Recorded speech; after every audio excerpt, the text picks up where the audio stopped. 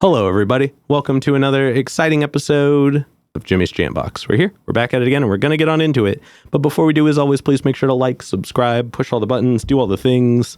You know, I don't know where they are, but you do, and I trust you. And with that being said, here's a quick word from our sponsors.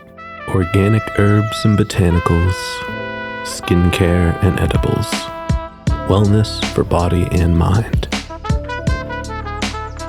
The Brothers Apothecary. Fine teas and remedies. Ronald Records. From indie gems to classic hits, discover the heart of local music. With live shows all the time, up close and personal, and regular releases on their in-house label. Ronald Records. Supporting the community, one track at a time. All right, thank you all so much for watching. Again, shout out The Brothers Apothecary, Ronald Records, and Portland Water. Thanks for keeping us hydrated. And with that being said, let's go ahead and get on into it. Here is today's guest. Hey, I'm A Revolution. Hello. Hello. Thank you so much for joining us. Thank you for having me. Yeah, why don't you tell us a little bit about, who you are, where you're from, what you do, give us that Tinder profile of your involvement with music. Absolutely. Like I said, I'm A Revolution. I'm from St. Paul, Minnesota, and I'm just really into the hip hop scene, kind of do different styles of hip hop. And yeah. And what brought you out here from St. Paul? Well, I actually moved quite a few places before moving here, from St. Paul, Minnesota to North Carolina, Virginia, New York, Alabama. Okay. And then here. Okay. So you did the whole East Coast thing and then just kind of made your way over this direction. Yes. Oh yeah.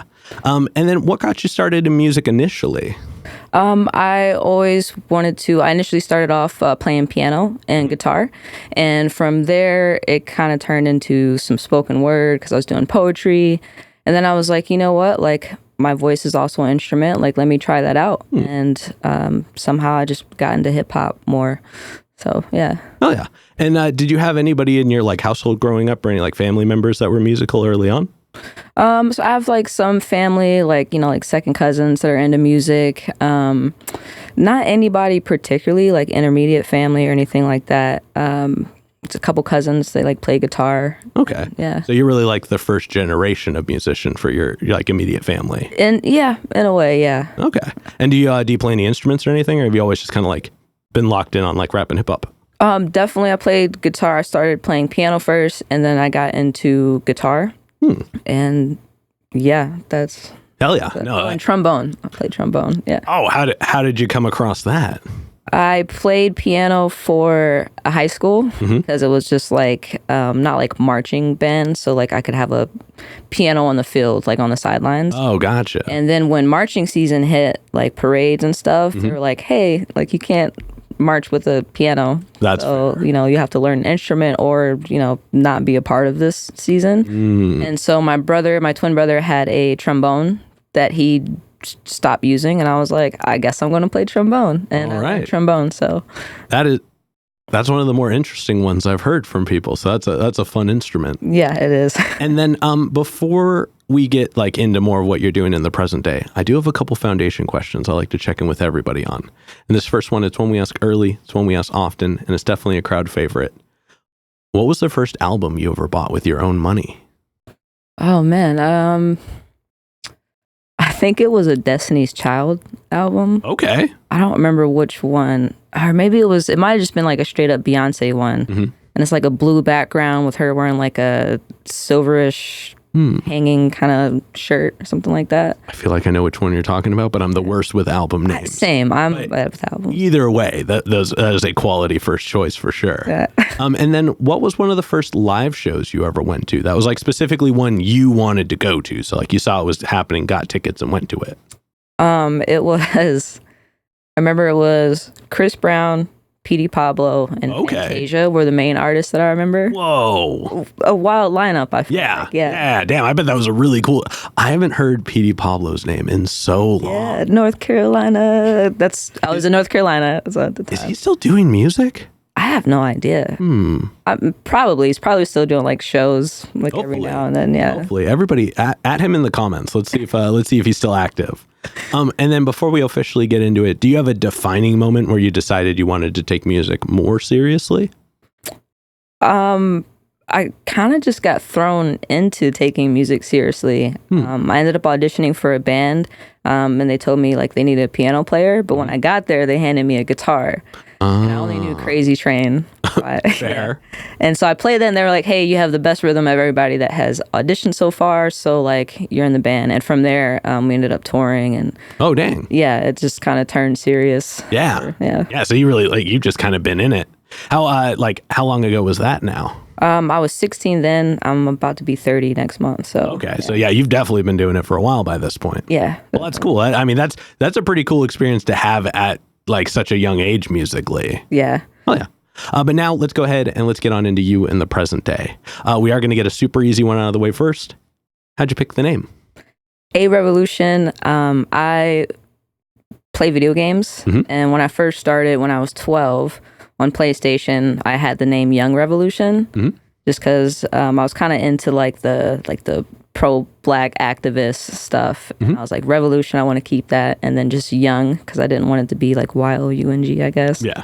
And then from there, when I started doing like the hip hop side of music, I was like, oh, like A' Revolution because Alexandra is my first name, and the apostrophe denotes ownership. So like, this is my revolution musically.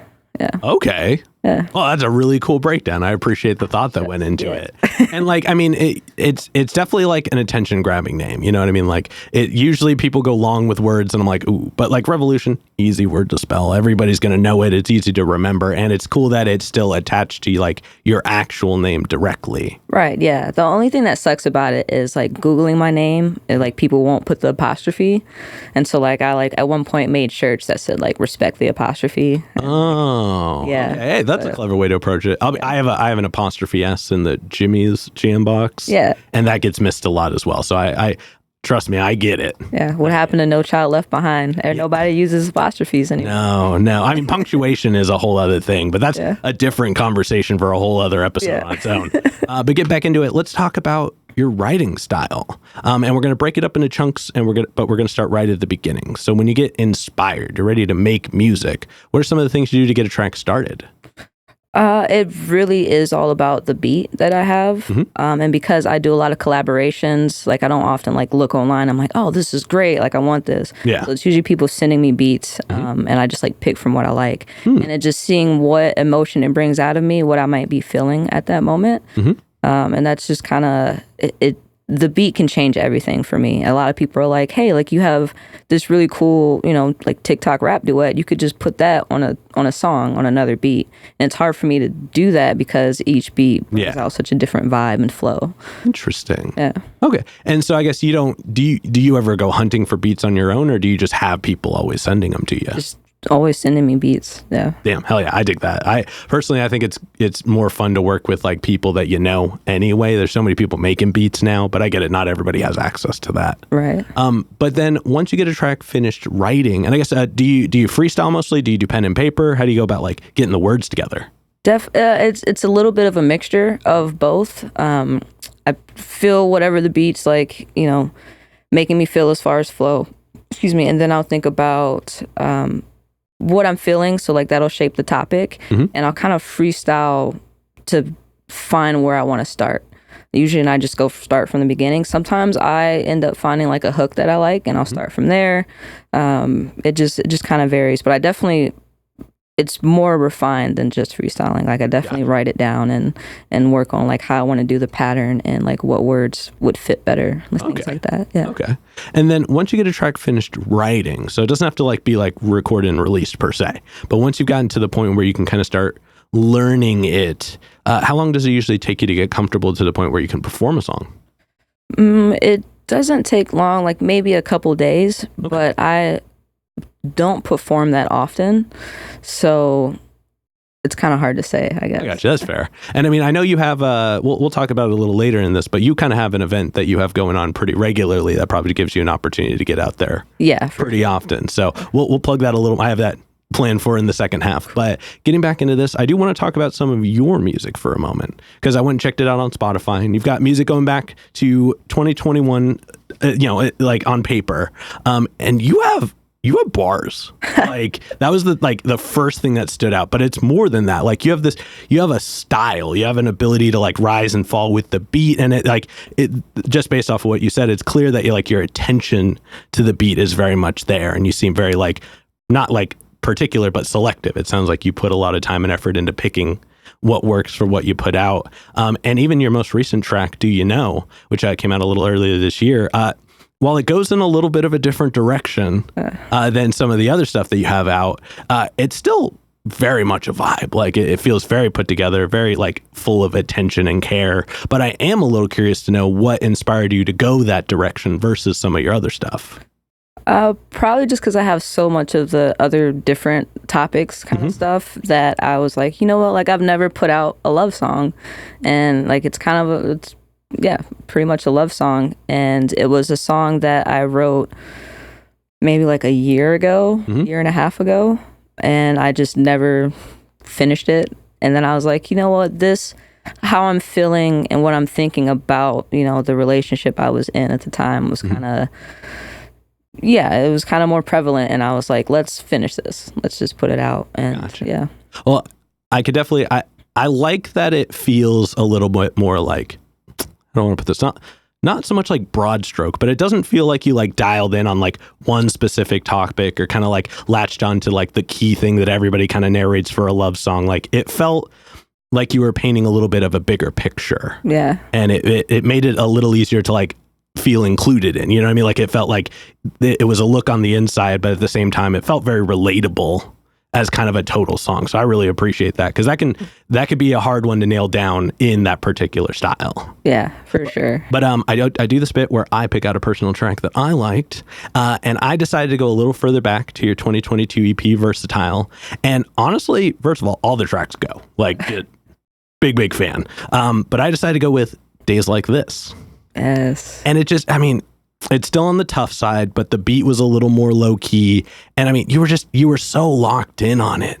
There was just this really cool way that you just kind of rode the whole beat the whole time. And it's a little bit, the subject matter is a little on the tougher side, but it felt like it kind of gave me a similar feeling to, oh my God, is it Good Day or Today's a Good Day by Ice Cube? Oh, yeah. I never remember the actual name of the song. I think It's a Good Day. Yeah. Something like that. But it kind of has it, not so much in delivery, but it kind of just has that presentation to it. Yeah. Where it's there's this firm emotion, there's this presented beat, and it's just a really cool track. Yeah, thank you. Yeah. Yeah, that was one with Sherbert.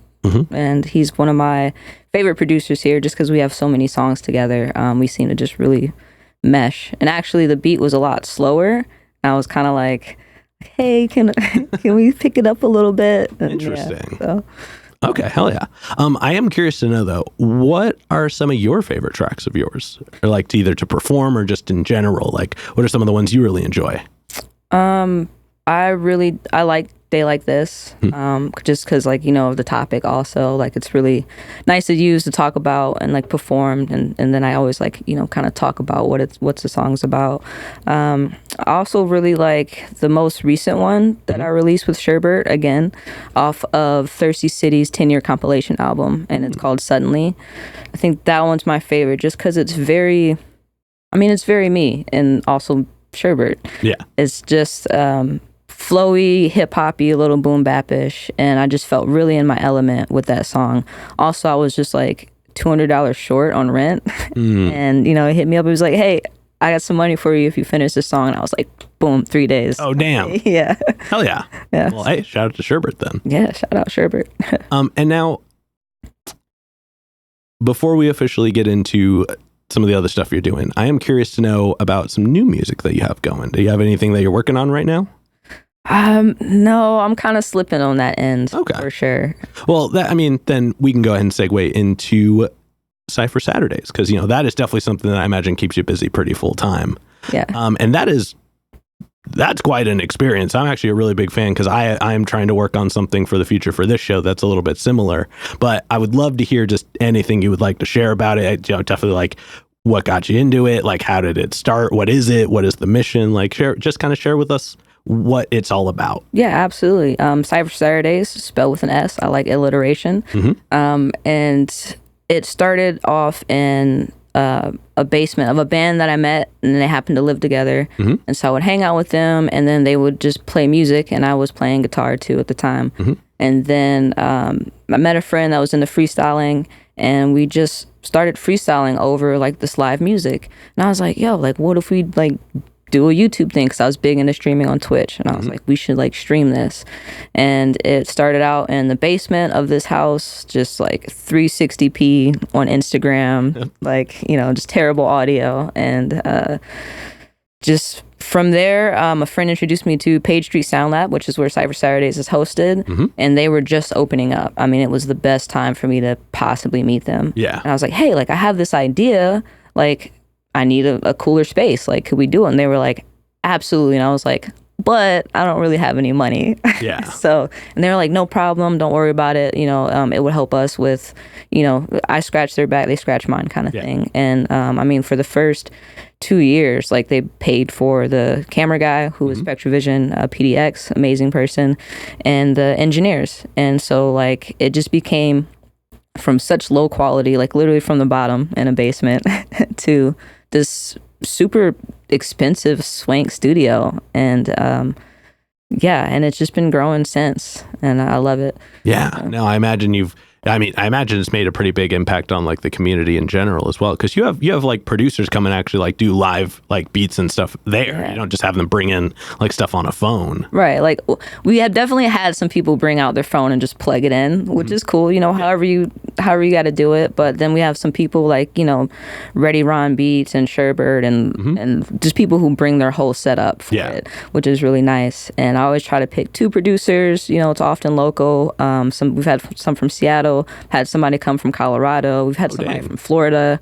So yeah, I'm definitely trying to expand, but it is a heavy focus on the local like producers, because I mean, although it's a freestyle event, you know, it doesn't really do anything without having like beats. Yeah, without beats. And I think it's cool to have it like be like, so do they like semi-play the beats live? Like I know some of it has to kind of be pre-put together, but like, you know, like I know there's some artists, you know, like Mob Rule, shout out Mob Rule, he does stuff on like a 404, so like he is always kind of able to manipulate it in real time and stuff. Do you have like people bring like their whole rig and do stuff like that a lot, or is it kind of pre-prepared in that sense? I really don't ask them. I'm just like, I trust you guys, however you want to do it. But I have had some people, DJ Nikon, he came in and he did like some stuff that was like live, like actually on his drum pad, or I'm not like technical with the terms, but mostly, yeah, I think it's pretty much like pre-made. And then if for some reason people aren't feeling the vibe and they feel the need to switch it up, like they do, and like, you know, they're very good at, everybody's been really good at reading the room and like, you know, picking that up. Oh yeah, and that's really exciting.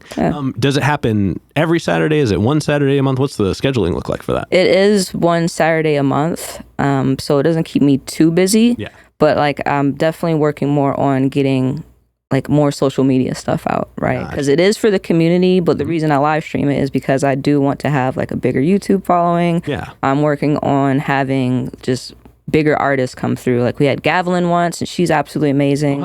And yeah, I'm like really trying to get Harry Mack to come through. Because he's from Portland, and I'm like, hey, like, you know, just this would be perfect, because there aren't really, from what I've seen, there aren't a lot of freestyle events in this manner on the Northwest. So it's something I want to just really put out there. No, very much so. And I think having the inclusion of like producers in it as like a mainstay of it, not just somebody sitting off to the side, hit and play on things, I think that opens up a whole new avenue as well, because then you can reach out to other producers from other areas and have them bring artists with them that they think would work well. And so it kind of like opens up this even bigger avenue. Yeah, and I'm like working more on getting grants and stuff. So like right now, like I'm paying for it every month. Like when I got to the point where I could afford it, I was like, hey, thank you guys. I want to like be able to like actually pay now. And so it's kind of like, because everybody's been doing this for like the producers are coming in doing this for free, just out of love for the music and for what I'm doing. It's been really supportive.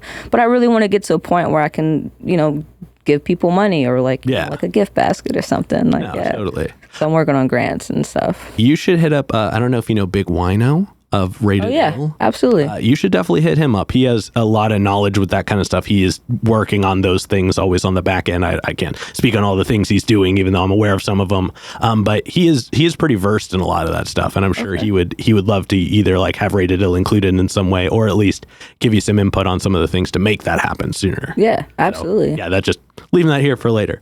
Shut up, Big Wino. Can you tell us some of the like? Just like a few of the like outstanding moments from the last 2 years that you've been doing it?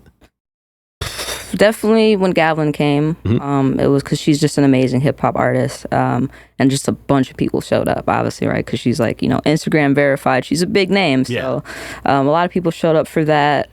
For Halloween last year, I had people come with costumes. Oh, exciting. And so that was pretty cool, watching people like freestyle in a Lilo and costumes, or Stitch costume. It's like pretty cool. But did they do the voice? No, I'm kidding.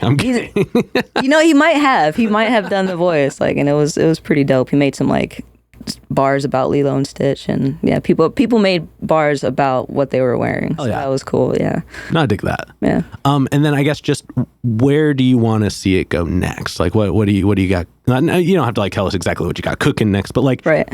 What would you like the final version to look like if you could? The final version, I would like for it to look what it looks like now, but just to have a bigger reach. And although it is Sypher Saturdays, it's the event name. It is also, because it is a nonprofit organization as well. So I want to take it on the road and like hit different cities, kind of just like a tour thing, just for people to come up and an open mic style as well. Like have like a set few, freestylers that are able to do it. We have hotels and we can just have people come up also in local areas and freestyle, because a lot of people freestyle in their rooms or their cars, or almost everybody does it in a way.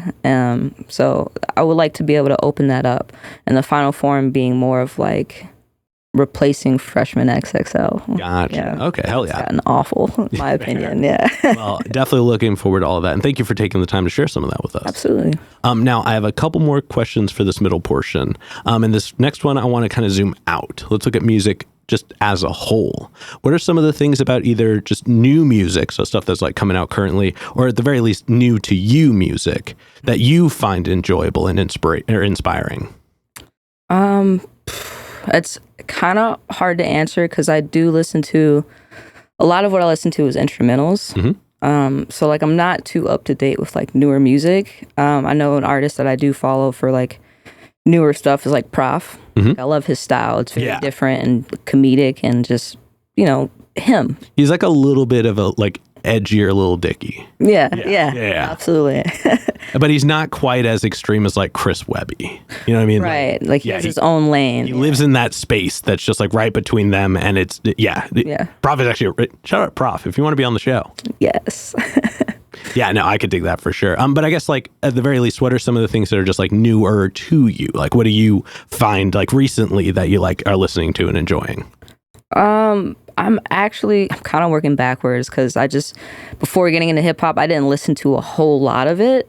I listened to a lot of like old school and like soul and like Stax and Motown. Like that's kind of my era of like stuff. So I'm going back to listen to more like hip hop stuff, like classics, and then just the people that I did like were kind of like Nas and like Talib Kweli, like stuff like that, Mos Def, just because of their different flows. Yeah. So any artist that somebody can show me that's like coming out, or maybe it is new to me, I respect people who have a different cadence. Like it's unique. Like you hear them and you know it's them, and because that's something I try to take pride in as well. So like that helps influence me. That's what Prof. You listen to Prof, you know it's Prof. Nas, same thing. Talib Kweli, which I got to meet Talib Kweli, which is really cool. What? That's amazing. Yeah. But yeah, so those are kind of my idols then I'm just kind of going back to like look at their catalogs more. Yeah. So, yeah. No, I could dig that. I have a very eclectic experience through music. Like if I've jumped genres probably every 3-4 years. Yeah. So I've never mainstayed in anything. So anytime someone's like, oh, you remember this super pivotal album that like inspired an entire generation? I was like, Yeah. no, I didn't listen to it at the time. I'm sorry. Yeah. But like I always go back and check it out for the same reasons. But Right. I could dig that. And then before we get into the next portion, this next question is probably the densest question in the interview. But we've talked a lot about, your experience with music, the actions, the reactions. But when it's just you and music one-on-one, what does music give back to you? A sense of freedom, I suppose. I grew up pretty shy. Mhm. Like I would only talk to my twin brother and like my mom and dad. And like even my oldest brother, I'd always be like, yes, sir. And he'd just be like, stop calling me that. So to be able to find my voice and to be able to speak and like on things that normally I wouldn't, speak about is something that is really gratifying for when I write music. And I think that's the other thing of where I am right now and why I haven't released a lot is that I don't necessarily draw from like pain or anything per se, because a lot of my stuff is from the perspective of me, because I want people to be able to relate. I want them to hear the song and feel like that's them talking. So yeah, I'm just kind of, it just is relieving, I guess, to like be able to write music and to let alone when I do perform, to get on stage and to do that is a big. I used to be recluse, and now I'm like, Yeah. here. Well, shoot, now you front Sypher Saturdays, so you are the lead person of something, Yes. and that I think reaches a long way. But no, thank you so much for sharing that. Yeah. But now let's go ahead and we're going to move on to some hypothetical questions. All right. And for these, sky's the limits. The questions are all made up, so the answers are allowed to be as well. But this first one is pretty straightforward. If you could work with any one person, the only requirement is they have to be alive. Okay. Who would you want to work with, and how would you want to work with them? That is it's a hard question.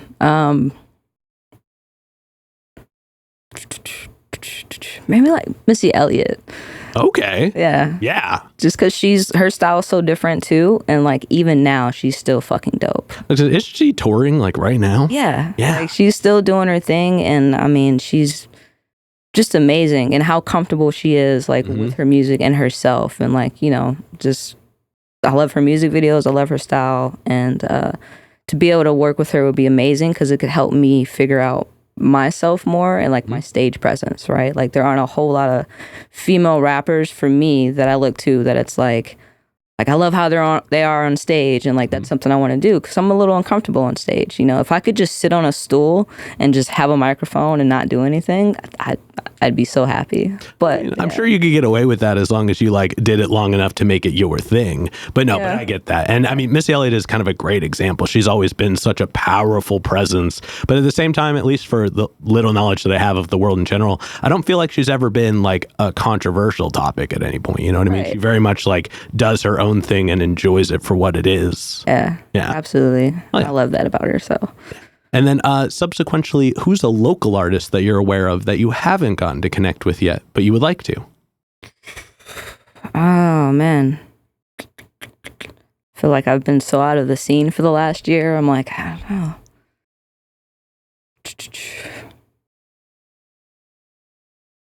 Dang, I can't really think. That's fair. I mean, in all fairness, you work with a lot of people too, just from Sypher Saturdays and things like that. So you've technically interacted with a lot of them. Yeah, maybe that's where I'm thinking. Because there are people who like also freestyle that I would like to do songs with. I mean, my homie D Dwilly, like I would definitely love to do a song with him because I like his cadence and his different style. Like it's he owns it,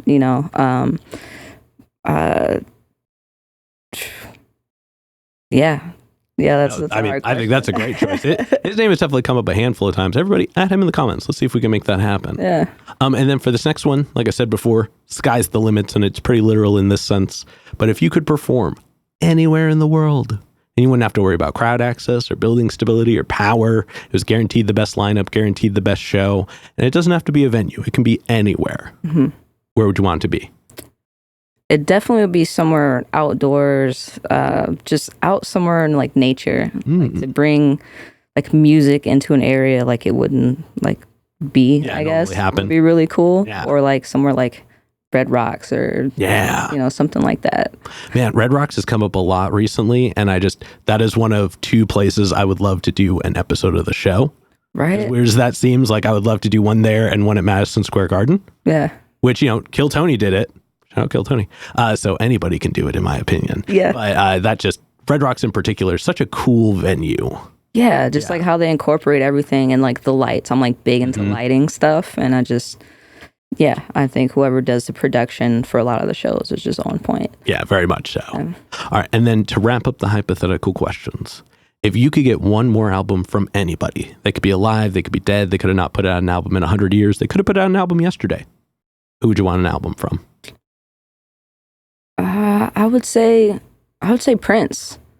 I definitely would say Prince, as somebody who's also a Minnesota native, and just how Prince didn't give a fuck about anybody's. Very much. Yeah, like he just does his thing. He embraces it. He doesn't care about what people have to say, and he just has his own style and leans into it. And to be able to, I think, if Prince could put out another album right now, it would inspire a lot of people to be like, you know what, like, what am I holding back for? Yeah, like I could do this. Like, I just have to believe in myself. And I think that energy is something that only somebody like somebody like Prince could definitely bring out. Prince definitely was not so much the poster child, but a good like front runner for that example. Yeah, very much so. Like, because like you said, he didn't care what people received it as, but he did care about the music. Like he cared about the actual like presentation and the way it was put together, and like, I guess meticulous is really the word I would use for it. He very much cared about everything leading up to once it got to people. And that's where he stopped. Yeah. And that, I think, is a very important thing to have learned that a lot of people don't really lean into as much as they should nowadays. Agreed. Yeah. But with that being said, we're going to go ahead and start wrapping this up. What can we look forward to between, let's say, now and February? See, I inspired myself. I'm trying to inspire myself to put out some more singles. I haven't done any albums outside of that EP, just because my focus gets so you got a lot going on. Yeah, it's so I am trying to just focus more on the music and not so much on, which I guess I never really cared about, like it becoming a big thing, but like just putting stuff out, because I seem to have recently kind of like held back to where like it's like so I will have at least 2 more songs out by February. That's for sure. And to perform more and get more comfortable again on stage. Yeah. Definitely looking forward to that. Yeah. For this next one, go and look straight at the camera. Tell everybody how they can find you. You can find me on Instagram as A Revolution Music. You can also go to arevolutionmusic.com. If you're looking for the freestyle stuff, you can go to Sypher Saturdays. That's SYPHER Saturdays. And also syphersaturdays.com. Yeah. Hell yeah. And then any other plugs, any other shout outs, anybody else you'd like to put on while you're on here? Shout out again to Page Street Sound Lab for everything that they've done and just the amazing audio quality that they do for all of their music. It's also where I record my music. And shout out to SpectraVision PDX for their camera work and live stream support, and all the musicians out here in Portland, like, and the artists. Yeah.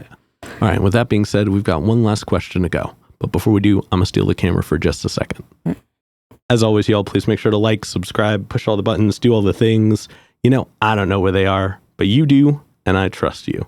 And one more shout out to the Brothers Apothecary, Ronald Records, and Portland Water. Thanks for keeping us hydrated. And with that being said, the final question. And this is entirely up to your interpretation. But what is an album you feel is more on the obscure side? It's a deep cut. It's one not a lot of people would know, but it's one you think everybody should know. It's hard because I'm also bad with album names. I think it's Godson by Nas. That album. I'm pretty sure that's what it's called. I think it has a lot of good cuts, and like I wouldn't say his like peak. But it's a lot of good stuff. Yeah, it's definitely one of the lesser mentioned ones I've ever heard of his. So that's definitely a super quality rec. Also, Nas has been getting mentioned a little bit more on the show, and that makes me feel really good. Awesome. It's definitely somebody who deserves all the recognition. Absolutely. Oh yeah. All right, but thank you for that rec. And with that being said, we're going to go ahead and get up on out of here. Thank you so much for joining us today. Yeah, thank you so much for having me. Oh yeah. And this has been another exciting episode of Jimmy's Jam Box. I'm Jimmy. I'm A Revolution. And we're signing off. Later, y'all. That's a wrap. This is not a podcast. This is a show.